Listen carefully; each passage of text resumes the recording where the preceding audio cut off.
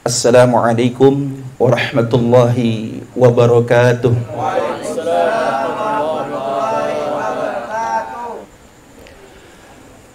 Ikhwatul iman, Bapak, Ibu, saudara-saudari, hamba-hamba Allah, umat Habibina Nabiyina Muhammad sallallahu alaihi wasallam, yang semoga yang hadir pada malam hari ini, saya meyakininya adalah hamba-hamba pilihan yang telah dipilih oleh Allah Subhanahu wa taala, bisa mengikhlaskan hatinya, meringankan langkah kakinya hadir di majlis yang mulia ini, yang mudah-mudahan kita semua pada kesempatan yang penuh dengan keberkahan ini, dengan hadirnya kita di sini, insya Allah dosa-dosa kita diampuni, amin. Segala hajat dan kebutuhan kita dikabulkan Allah, amin. Dan insya Allah mendapatkan kemuliaan fid dini wa dunya wal akhirah, amin ya Allah ya Rabbal alamin. Yang sama kita hormati dan kita muliakan pimpinan Majlis Nurul Muhsinin, mata'anallah bituli hayatihi syarifah wa nafa'ana bi ulumihi fid dini wa dunya wal akhirah, sahibil wilayah, yang punya wilayah, Bapak Ketua RT 007 RW 002 Bapak Eko, alhamdulillah hadir di tengah-tengah kita. Terima kasih atas kehadirannya Bapak. Sinergi antara ulama dan umaro ini adalah duet maut yang insya Allah membawa keberkahan bagi wilayahnya. Insya Allah kalau RT-nya doyan ngaji kayak begini, dalam jangka waktu dekat naik jadi RW ini insya Allah ini. Amin ya Rabbal alamin. Yang paling beruntung pada malam hari ini karena kediamannya menjadi tempat kita berkumpul bersama, bertaqarrub, bermuwajahah, saling nasihat menasehati dalam kesabaran dan kebenaran. Abang Nur Rahman sekeluarga, yang mudah-mudahan dengan asbab kumpul bersama kita pada malam hari ini, insya Allah segala apa harapan cita-cita beliau, keinginannya, kebaikan-kebaikan yang beliau harapkan semuanya dikabulkan oleh Allah Subhanahu wa taala. Amin ya Allah ya Rabbal alamin. Tayyib, saudara yang rahmati Allah Subhanahu wa taala, kita lanjutkan kembali kajian kita dari kitab Ta'limul Muta'allim.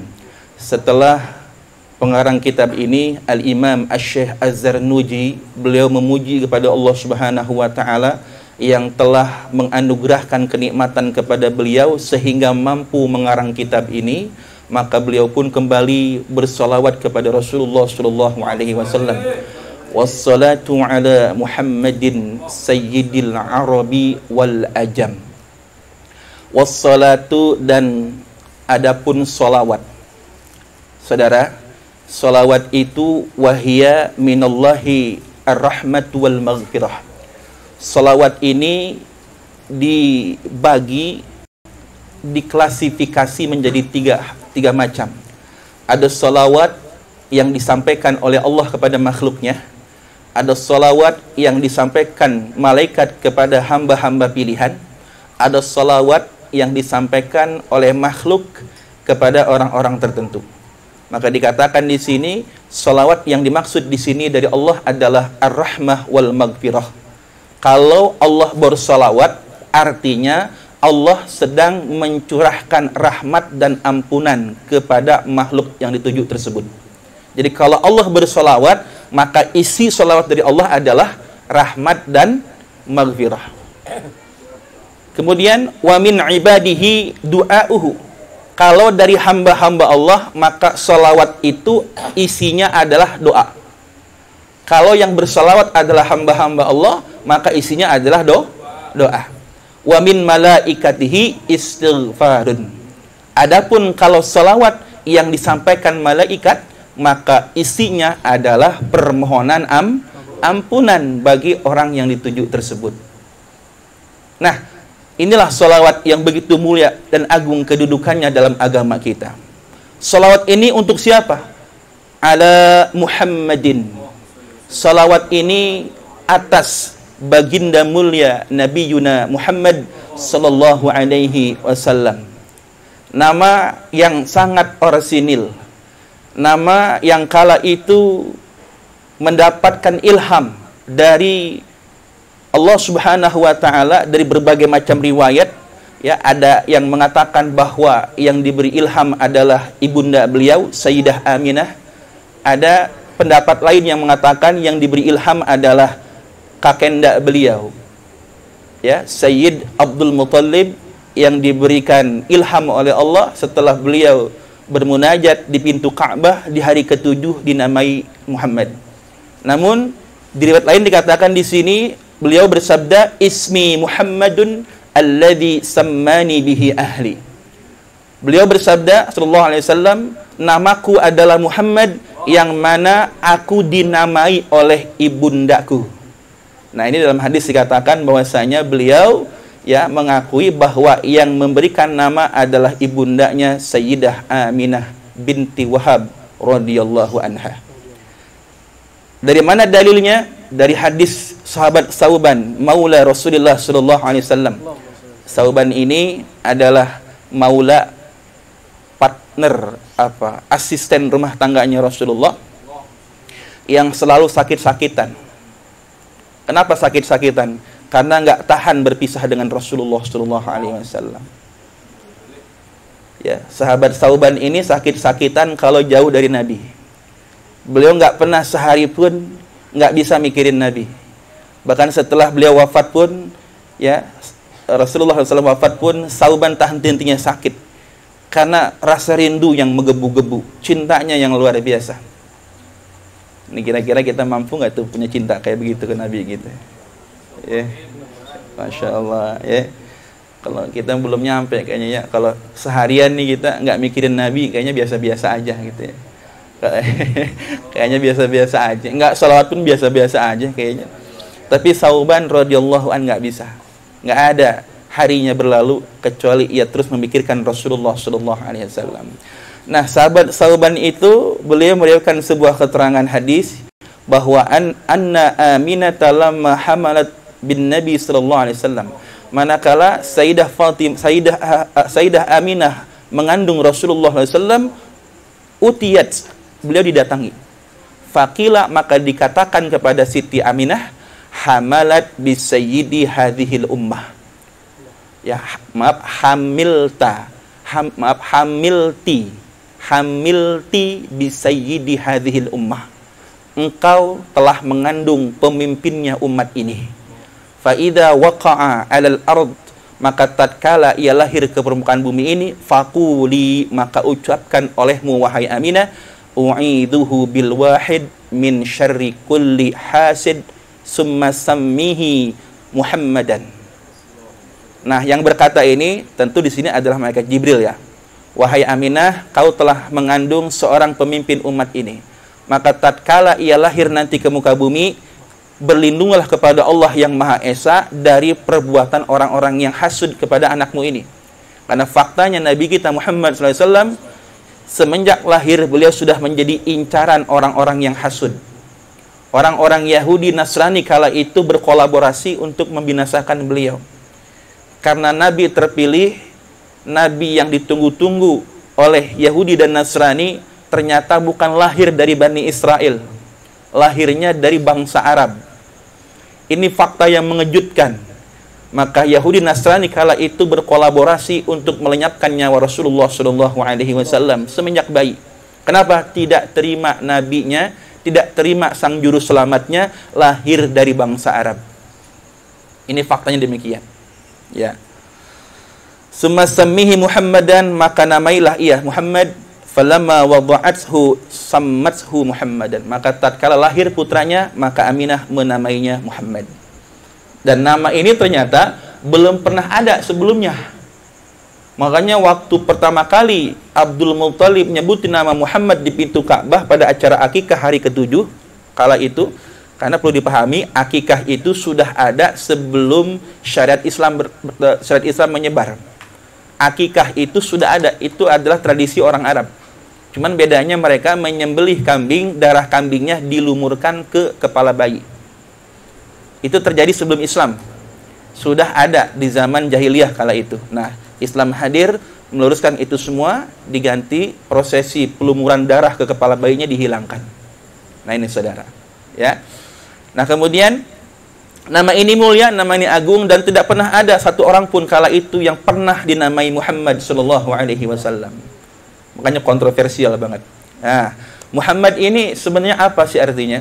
Muhammad ini kalau dari akar katanya, dari kata hammada, yuhammidu tahmidun, fahuwa muhimmadun, apa? Fahuwa muhimmadun wa dzaka Muhammadun.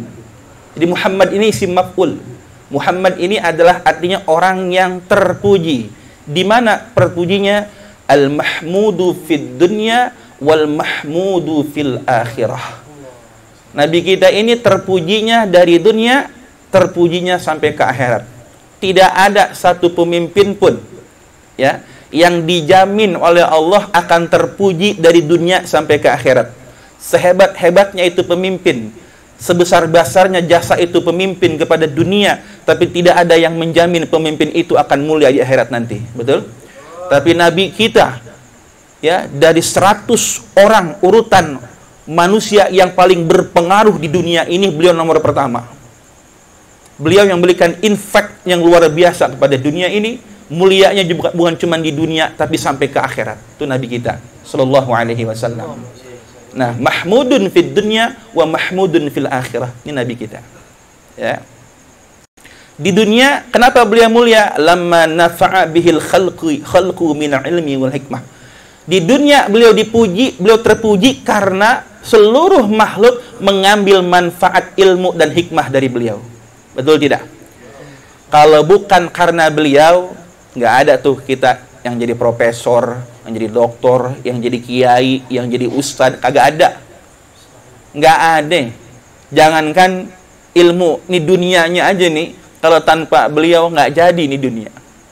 Dari mana? Hadis qudsi yang bilang, Allah berfirman, laulaka ya Muhammad lamma khalaqtul aflak.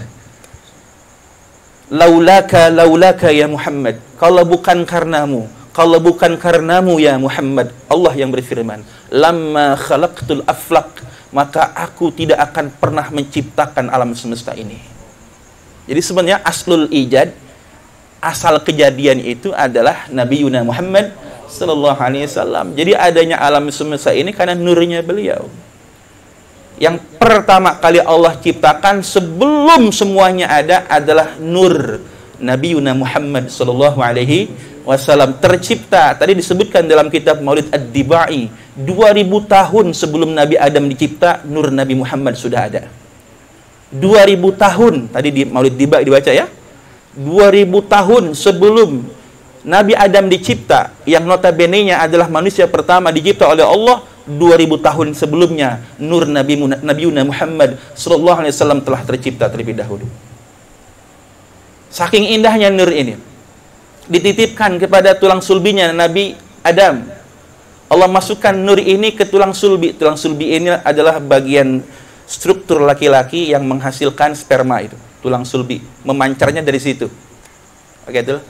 Punya tulang sulbi nggak tuh? Insya Allah punya ya. Banyak. Belum teruji ini sebetulnya. Nah, disimpan di tulang sulbi, saking indahnya tuh cahaya, ternyata mengundang daya tarik malaikat. Para malaikat kala itu selalu mengikuti Nabi Adam dari arah belakang. Kemana saja Nabi Adam berjalan.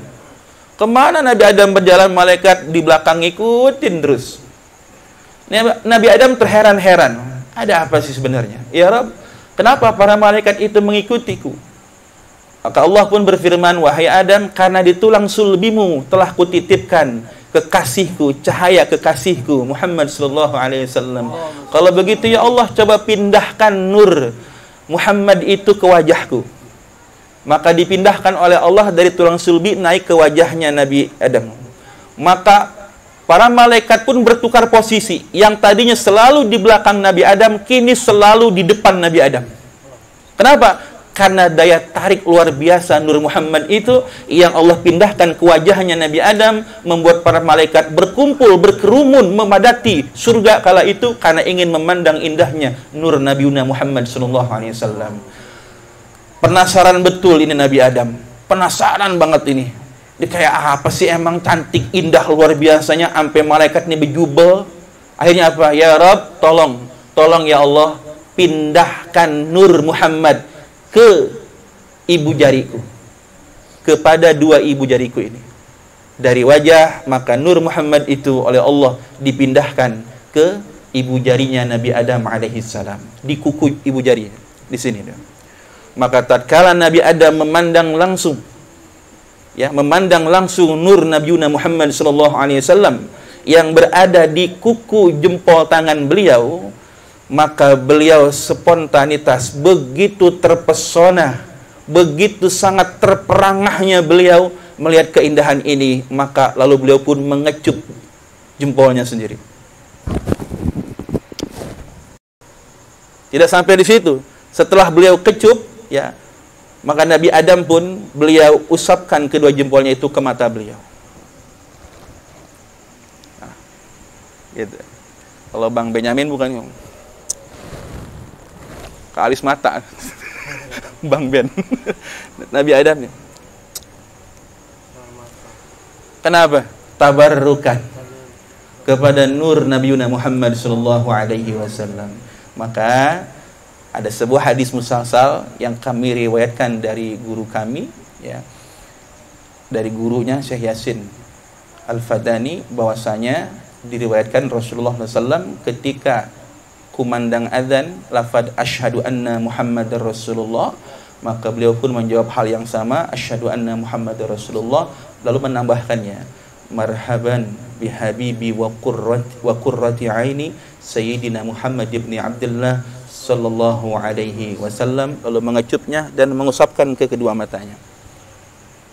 Orang yang melakukan ini, insya Allah matanya akan selamat dunia dan akhirat. Matanya akan Allah jaga dunia dan akhirat. Dan masih banyak keutamaan yang lainnya. Tuh, jadi kalau lafaz adzan berkumandang asyhadu anna Muhammadar Rasulullah, gabungkan kedua ibu jari kita. Ya, 2 kali berarti ya. Karena lafaz asyhadu annanya tatswib, diulang 2 kali. Nah, seperti itulah yang kami dapatkan dari guru kami secara musalsal yang terus bersambung kepada Rasulullah sallallahu alaihi wasallam. Tayyib, itu nama Nabi Muhammad sallallahu alaihi wasallam dan nur beliau yang begitu mulia. Jadi sebenarnya asal muasal alam dunia ini adalah bersumber dari awal penciptaannya nur Nabi Muhammad sallallahu alaihi wasallam. Kenapa nur? Nur kan cahaya ya. Ini membuktikan bahwa Nabi kita tidak dicipta dari tanah. Nabi kita dicipta dari cahaya. Asal penciptaannya Nabi itu dari cahaya. Kalaupun beliau terlahir sebagai manusia, karena memang beliau dititipkan dari tulang sulbi laki-laki yang mulia, ditransfer ke rahim-rahim wanita yang suci. Terus berpindah-pindah dari min ladun Adam, dari semenjak Nabi Adam sampai ke tulang sulbi ayahanda beliau, Sayyid Abdullah bin Abdul Muttalib, lalu ditransfer kepada rahim wanita suci, yaitu Aminah binti Wahab radhiyallahu anhumah. Gitu ya. Nah, ini Nabi kita. Saking istimewanya nama Muhammad ini, saudara, ya. Kalau saking istimewanya, saya temukan di kitab Al-Baijuri, syarah kitab Fathul Qarib itu, ada satu malaikat khusus yang selalu berkeliling mencari penghuni rumah, yang mana di rumah tersebut ada satu orang anggota keluarganya yang bernama Muhammad. Masya Allah. Muhammad Fajar Munasih, Masya Allah. Muhammad Ampang, Muhammad Anggi, Muhammad Fatul Tawakal, Muhammad Jawadi, Muhammad Encep. Nyambung ya. Tuh kayak gitu Pak ya. Jadi saking berkahnya, tibang ada nama yang Muhammad aja di satu rumah dikunjungin malaikat Pak. Malaikat kalau berkunjung nggak kayak kita minta kopi, nggak. Kalau kita berkunjung minta kopi ya. Kalau ada rokoknya sekalian rokoknya. Gitu kalau kita kagak. Malaikat berkunjung malah ngasih. Bawa apa? Bawa oleh-oleh dari Allah berupa rahmat dan ampunan Allah Subhanahu wa taala. Tuh, makanya beruntunglah kalau di rumah kita ada satu orang saja yang mana namanya itu adalah Muhammad. Masyaallah. Sedikit kita hitung-hitungan sebagai pengetahuan tentang keistimewaan nama Muhammad. Dalam numerik Arabik, dalam sistem sistem abjad bahasa Arab itu Pak ada istilah namanya adadul jumal, adadul kabir, ada adadul shagir. Atau al-adad jumalil kabir, ada adad jumalis shagir. Adad jumalil, kalian kita hitung. Jadi setiap huruf Pak, dari alif sampai ya, itu punya nilainya masing-masing. Kalau ingin mempelajari lebih dalam, itu ada di ilmu falak nantinya. Ilmu tentang perhitungan astronomi dan sebagainya. Setiap abjad Arab itu ada nilainya masing-masing. Nah, sekarang kita mau hitung. Nanti kita akan tahu kenapa kita menghitung ini. Ada hikmah di balik nama Muhammad ini. Kita hitung nama Nabi kita dari adadul jumalil kabir dulu. Kalau adadul jumalil kabir, nama Muhammad ini terdiri dari 5 huruf. Muhammad, mim, ha, mim, dal. Kalau berdasarkan adadul jumal, nama Nabi kita 5. Mim, ha, mim, dal. Muhammad.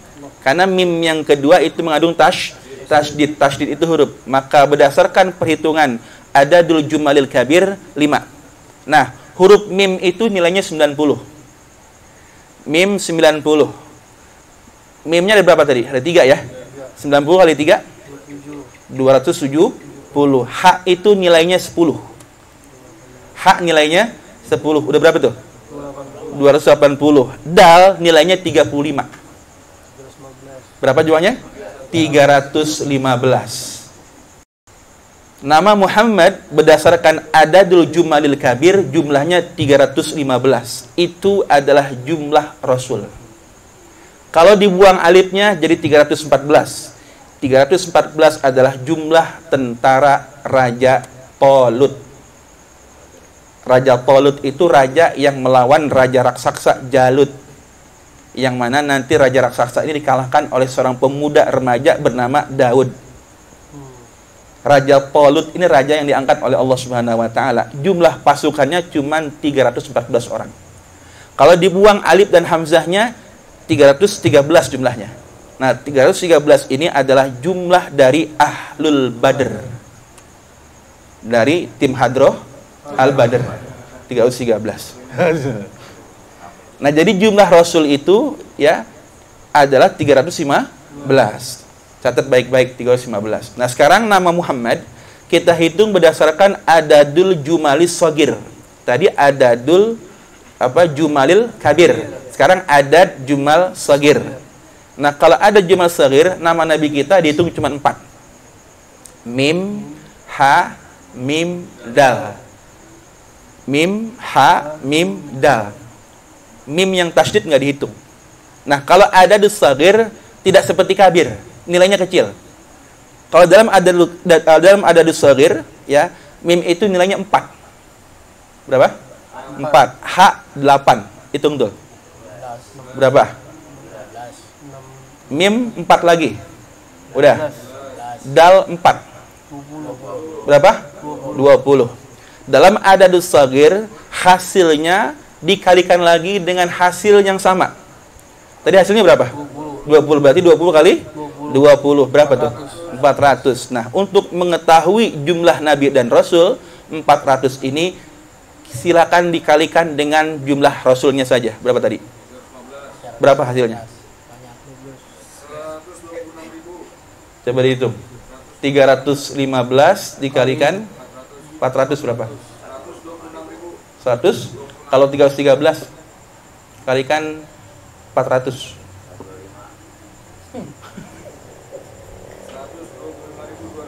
Nah, itulah prediksi jumlah nabi dan rasul yang Allah utus. Jadi sebenarnya seluruh jumlah nabi dan rasul yang diutus dirangkum dalam nama Muhammad. Itu rahasianya. Dan ternyata jumlah itu tadi disebutkan, itu pun jumlah yang sama, kata ulama, dengan jumlah para sahabat Nabi. Sekitar 124.000 orang lebih. Betul? Dan ternyata itu juga jumlah yang sama setiap wali Allah di setiap abadnya. Di setiap masa, di setiap satu abad, per 100 tahun, jumlah aulia itu 124.000 orang. Iya. Satu masa kurang lebih satu abad lah ya. Satu masa itu. Dan ternyata ada ulama yang mengatakan jumlah itu sama dengan jumlah papan yang membuat jumlah papan yang digunakan untuk membuat bahtera Nabi Nuh.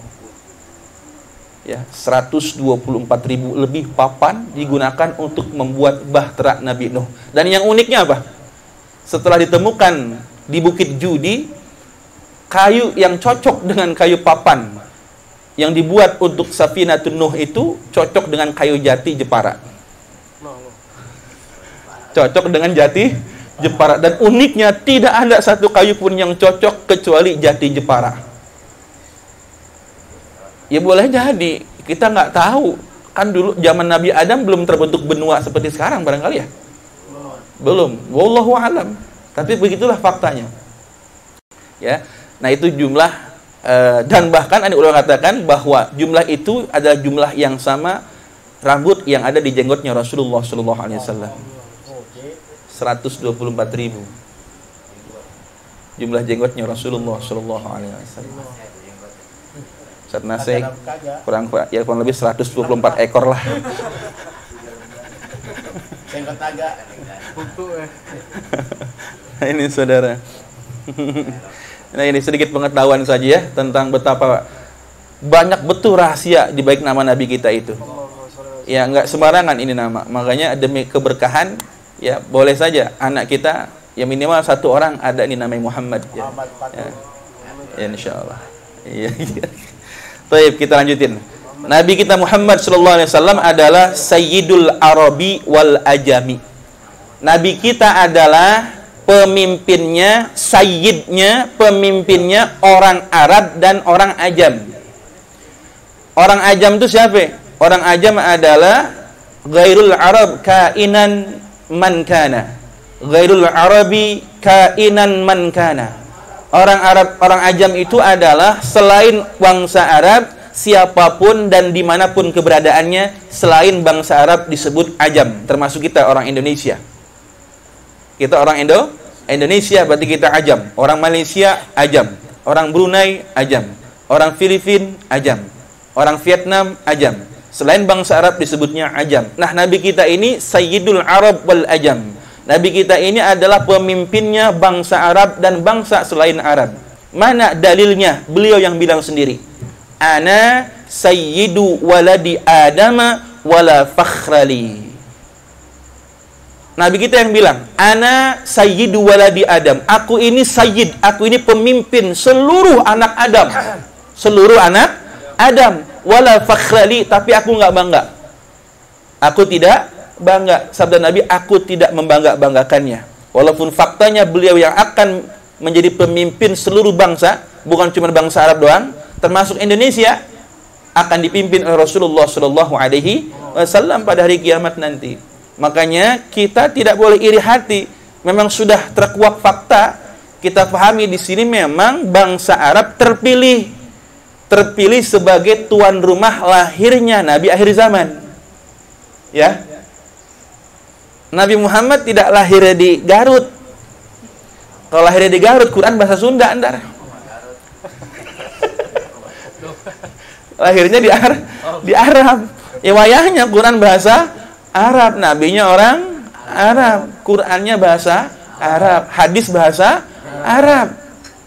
Pertanyaan munkar nakir bahasa Arab. Nggak pakai bahasa orang sini. Siapa Tuhan lo? Lah lo. Siapa yang nabi lo? Nggak pakai bahasa orang sini, pakai bahasa Arab. Itu percakapan ahli surga pakai bahasa apa? Pakai bahasa Arab nanti. Tenang, nanti di akhirat dengan keberkahan amal soleh kita di sono langsung fasih bahasa Arab. Tenang aja, yang penting soleh aja dulu dah. Iya. Nah gitu ya.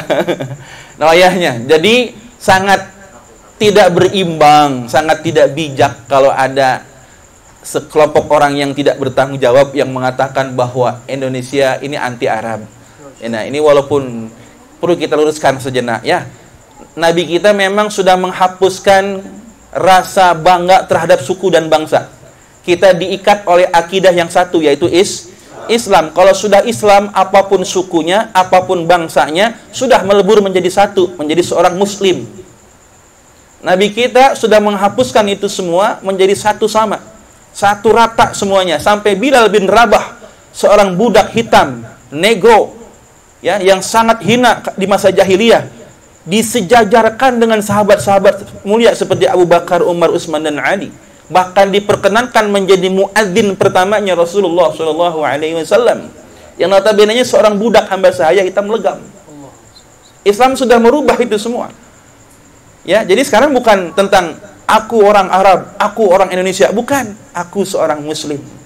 Kalau kita seorang Muslim, Arab saudaraku, Jawa saudaraku, Sunda saudaraku, Padang saudaraku. Kenapa? Karena kita satu akidah, kita satu Tuhan, kita satu Nabi. Jadi nggak usah anti-antian lah, ya nggak usah anti-antian. Tapi kalau emang bangsa Arab memiliki keistimewaan tersendiri, kita harus menerimanya. Kenapa? Karena awalnya peradaban Islam ya dari sana sampai ke Indonesia pun karena dibawa orang sana, karena dibawa oleh Rasulullah dan para sahabatnya dan para tabiin sampai ke Indonesia. Itu harus kita akui, ya harus kita akui. Memang bangsa Arab memiliki kelebihan karena merupakan titik awal peradaban Islam lahir di muka bumi ini. Dengan tanpa membeda-bedakan suku, bangsa, dan negara, tapi keistimewaan bangsa Arab tidak bisa dipungkiri. Kenapa? Karena memang menjadi mulia karena di situ lahir Nabi Muhammad sallallahu alaihi wasallam. Beda ceritanya kalau Nabi Muhammad lahirnya di bambu apus. Beda ceritanya nanti. Bambu apus nih orang Betawi yang jadi bangsa paling istimewa nih. Oh dia. Ya, Muhammad Al-Batawi. Ya, Masya Allah. Luar biasa. Ya, itu apa namanya? Tamanninya gitu ya. Nah gitu saudara. Jadi Nabi kita ini ya sayyidnya Arab dan Ajam.